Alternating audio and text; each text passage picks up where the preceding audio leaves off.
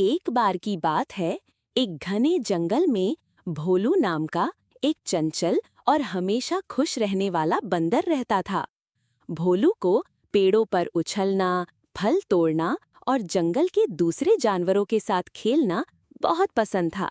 लेकिन उसमें एक कमी थी, लालच। एक दिन भोलू जंगल के एक कोने में गया, जहां वो कभी नहीं गया था। वहां उसने एक चमकदार और अलग सा पेड़ देखा। उस पेड़ के फल सुनहरे थे और छुप-छुप कर चमक रहे थे। भोलू हैरान हो गया, ये तो जादुई लगता है। पेड़ अचानक बोल पड़ा, मैं एक जादुई पेड़ हूँ।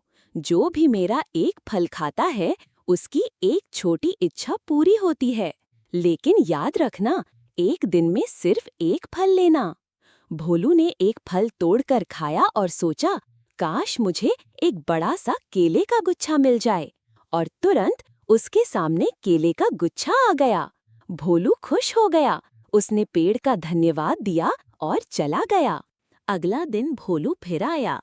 इस बार उसने सोचा, कल मैंने एक फल से एक छोटी इच्छा मांगी थी।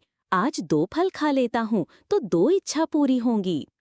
उसने 2 फल तोड़ लिए। पहला खाया और बोला, काश मेरे पास सोना हो। तुरंत एक छोटी सी सोने की घोंटी आ गई। दूसरा फल खाया, काश मेरे पास जंगल का सबसे बड़ा झूला हो, और झूला आ गया। लेकिन उसी वक्त पेड़ का रंग हल्का पड़ने लगा और पेड़ ने कहा, तूने नियम तोड़ा है भोलू, अब तुझे अपनी गलती का सामना करना होगा। भोलू घबरा गया। पेड़ के सारे फल काले हो गए। जंगल अंधेरा होने लगा। भोलू को लगा जैसे उसने कुछ बुरा कर दिया हो। भोलू भागकर जंगल के बूढ़े ज्ञानी हाथी दादू हाथी के पास गया। उसने सारी बात बताई। दादू हाथी ने प्यार से कहा, भोलू, हर चीज की एक मर्यादा होती है।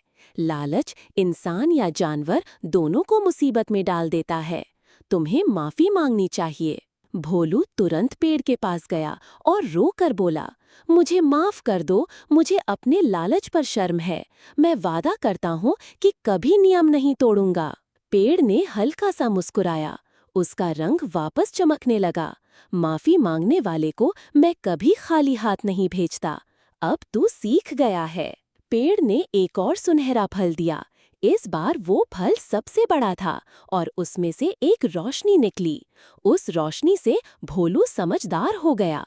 अब वो दूसरों की मदद करता, जंगल के बच्चों को कहानियां सुनाता और सबको लालच से बचने की सलाह देता। लालच बुरी बला है। जो मिलता है उसमें संतुष्ट रहना चाहिए। नियम का पालन करना जरूरी होता है। अगर आपको अच्छा लगा हो तो सब्सक्राइब और लाइक करते जाइए और अच्छे-अच्छे वीडियो के लिए